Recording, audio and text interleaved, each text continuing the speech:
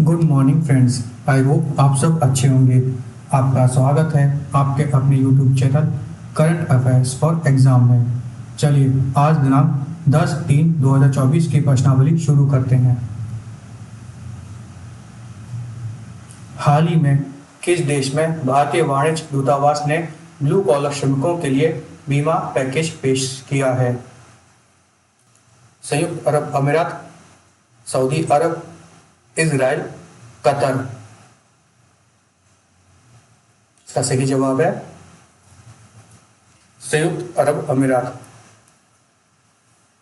हाल ही में दुबई में भारतीय वाणिज्य दूतावास ने संयुक्त अरब अमीरात में भारतीय ब्लू कॉलर श्रमिकों के लिए जीवन सुरक्षा योजना लाइफ प्रोटेक्शन प्लान LPP नामक एक नया बीमा पैकेज पेश किया है। चलिए अगले प्रश्न पर आते हैं। AIM और नीति फ्रंटियर टेक्नोलॉजी लैब्स स्थापित करने के लिए किस कंपनी के साथ सहयोग करेगा? Google, Meta, Microsoft, TCS। इसका सही जवाब है मेटा। AIM NITI रणनीतिक रूप से महत्वपूर्ण स्कूलों में फ्रंटियर टेक्नोलॉजी लैब्स FTL स्थापित करने के लिए मेटा के साथ सहयोग करेंगे। भविष्य के प्रौद्योगिकों को लोकतांत्रिक बनाने और युवाओं को नवाचार करने के लिए सशक्त बनाने के प्रयास में अटल innovation mission AIM, NITI Aayog और मेटा ने फ्रंटियर टेक्नोलॉजी लैब्स के लॉन्च की घोषणा की है। अटल इनोवेशन मिशन और मेटा रणनीतिक महत्व के स्कूलों में FTL स्थापित करने के लिए साझेदारी करेंगे ताकि यह सुनिश्चित किया जा सके कि पूरे भारत में विविध पृष्ठभूमि के छात्र हों। पूरे भारत में विविध पृष्ठभूमि वालों को सिखाने और सीमांत प्रौद्योगिकों से जुड़ने के समान अवसर इस योजना से मिलेंगे। अब तक AIM ने भारत में 722 जिलों में के स्कूलों में 10,000 ATL स्थापित किए हैं। ATL का उद्देश्य युवा मन में जिज्ञासा, रचनात्मकता और कल्पना को बढ़ावा देना है और डिजाइन मानसिकता, कंप्यूटेशन सोच, भौतिक कंप्यूटिंग आदि जैसे कौशल विकसित करना है। FTL अत्याधुनिक बुनियादी ढांचे से सुसज्जित अटल टिंकरिंग लैब का एक उन्नत संस्करण है।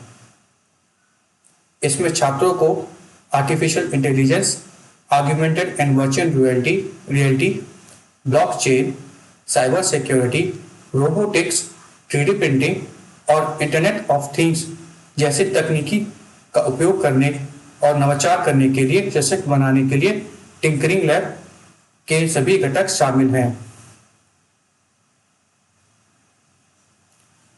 प्रयोगशालाओं, प्रौद्योगिकी और वैश्विक अर्थव्यवस्था के उभरते परिदृश्य में सफल होने के लिए युवाओं को डिजिटल कौशल से लैस करने पर सरकार के फोकस को समर्थन करती है। FTL को मेटा द्वारा वित्त पोषित किया जाएगा और अटल इनोवेशन मिशन ज्ञान भागीदार होगा। FTL मेटा की शिक्षा की उद्यमिता पहल की एक हिस्सा है जिसे सितंबर 2023 में लॉन्च किया गया था। चलिए अगले प्रश्न पर आते हैं। भारत में कौन सा देश संयुक्त अभ्यास सी डिफेंस 2024 में भाग लेंगे? UK, France, Australia, US। इसका सही जवाब है US। भारतीय तटरक्षक, इंडियन कोस्ट गार्ड और यूनाइटेड स्टेट कोस्ट गार्ड संयुक्त सैन्य अभ्यास सी डिफेंस 2024 में भाग लेंगे। चलिए अगले प्रश्न पर आते हैं। राष्ट्रीय युवा सांसद महोत्सव 2024 में प्रथम पुरस्कार किसने जीता है? यतिन भास्कर दुग्गल, कनिष्क शर्मा, वैष्णव पिचाई, उपरोक्त में से कोई नहीं। इसका सही जवाब है नितिन भास्कर दुग्गल। नितिन भास्कर दुग्गल ने राष्ट्रीय युवा सांसद महोत्सव 2024 में प्रथम पुरस्कार जीता है। युवा मामले और खेल मंत्रालय ने संसद में राष्ट्रीय युवा सांसद महोत्सव 2024 के फाइनल का उद्घाटन किया।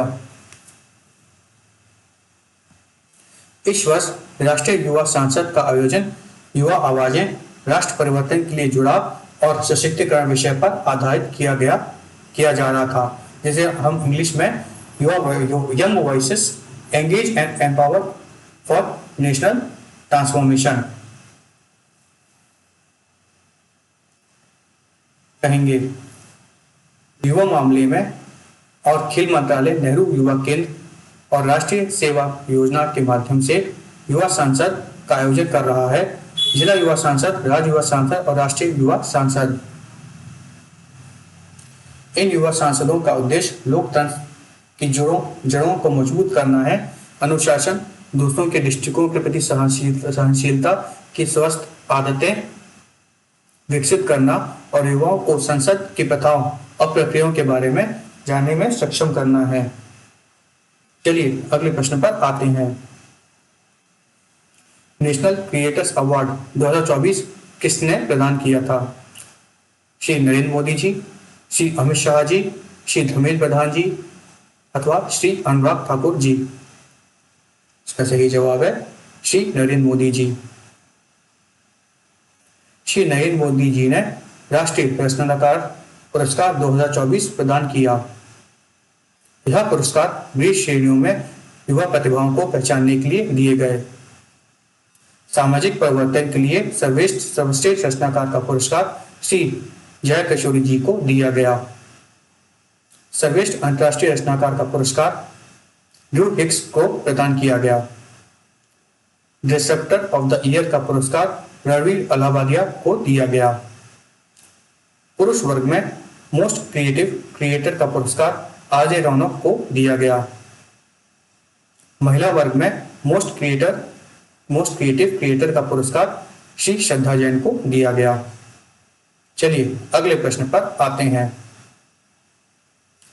कौन सा देश नाटो का नया सदस्य बन गया है? Denmark, Iceland, Sweden, Luxembourg. इसका सही जवाब है स्वीडन। स्वीडन नाटो का नया देश बन गया है। स्वीडन आधिकारिक तौर पर नाटो का 32वां सदस्य बना है। चलिए अगले प्रश्न पर आते हैं। कौन सा देश हाल ही में अंतर्राष्ट्रीय सौर संगठन में शामिल हुआ है? घाना, फिजी, मलावी, पनामा। इसका सही जवाब है पनामा। हाल ही में पनामा ने आधिकारिक तौर पर अंतर्राष्ट्रीय सौर संगठन की पुष्टि की, जो कि अंतर्राष्ट्रीय सौर संगठन का 97वां सदस्य देश बन गया है। चलिए अगले प्रश्न पर आते हैं। ई किसान उपज निधि योजना किसने शुरू की? श्री नरेंद्र मोदी, श्री पीयूष गोयल, श्री धर्मेंद्र प्रधान, श्री अनुराग ठाकुर। इसका सही जवाब है श्री पीयूष गोयल। श्री पीयूष गोयल जी ने ई किसान उपज निधि योजना शुरू की है। प्रौद्योगिकी की मदद से ई किसान उपज निधि योजना पहल किसानों के भंडारण व्यवस्था को आसान बनाएगी और किसानों को उनकी उपज के लिए उचित मूल्य प्राप्त करने में सहायता प्रदान करेगी। अधिक किसानों, विशेषकर छोटे किसानों को गोदामों को उपयोग करने और अपनी आय बढ़ाने के लिए प्रोत्साहित करने के लिए WDRA पंजीकृत गोदामों पर सुरक्षा जमा शुल्क जल्द ही कम किया जाएगा। बिना किसी सांप्रदायिक अतिरिक्त सुरक्षा जमा नीति वाली इस पहल का उद्देश्य किसानों द्वारा संकटपूर्ण बिक्री को रोकना, फसल के बाद बेहतर भंडार के अवसरों को सक्षम बनाना है। यह warehousing development and regulatory authority का एक डिजिटल गेटवे है। यह डिजिटल हस्तक्षेप किसानों को फसल की कटाई के बाद भंडारण के व्यवहार विकल्प प्रदान करके संकटपूर्ण बिक्री से को कम करने के लिए तैयार किया गया है। चलिए अगले प्रश्न पर आते हैं। आरबीआई ने निम्नलिखित में से किसके साथ सीमा पर लेन देन के लिए स्थानीय मुद्राओं के उपयोग को बढ़ावा देने के लिए समझौता ज्ञापन पर हस्ताक्षर किए हैं? विश्व bank, bank of America, HSBC, bank Indonesia. इसका सही जवाब है बैंक इंडोनेशिया।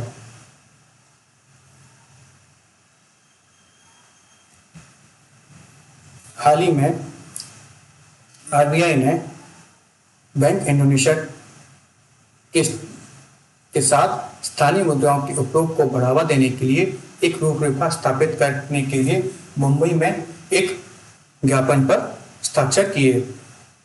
भारत और इंडोनेशिया के बीच स्थानीय मुद्राओं में सीमा पर लेन देन के क्षेत्र में सहयोग के लिए एक रूपरेखा स्थापित करने पर समझौता ज्ञापन का उद्देश्य द्विपक्षीय रूप से INR और IDR के उपयोग को बढ़ावा देना है।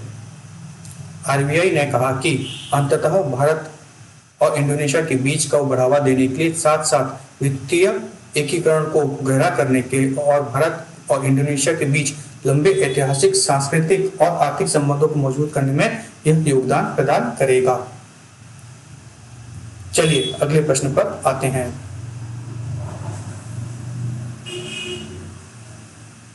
हाल ही में किस देश ने मुस्लिम देशों के लिए साझा मुद्रा की वकालत की है? सऊदी अरब, संयुक्त अरब अमीरात, बांग्लादेश, कतर। इसका सही जवाब है बांग्लादेश। हाल ही में बांग्लादेश ने मुस्लिम देशों के लिए साझा मुद्रा की वकालत की है। इस सुझाव को D8 सदस्यों के बीच व्यापार और वाणिज्य को बढ़ावा देने के लिए देखा जा रहा है। D8 8 मुस्लिम देशों बांग्लादेश, मिस्र, Indonesia, Iran, Malaysia, Nigeria, Pakistan और तुर्की के बीच आर्थिक सहयोग के लिए एक संगठन है। बैठक का मुख्य एजेंडा D8 सदस्यों के देशों के बीच तरजीह व्यापार समझौता मतलब प्रेफरेंशियल ट्रेड एग्रीमेंट को लागू करना और इसके प्रभावशीलता के क्षेत्रों का विस्तार करना है। फ्रेंड्स, आज का सेशन यही समाप्त होता है। आपको हमारा सेशन कैसा लगा कमेंट करके बताइएगा तथा लाइक एवं सब्सक्राइब अवश्य कीजिएगा। धन्यवाद।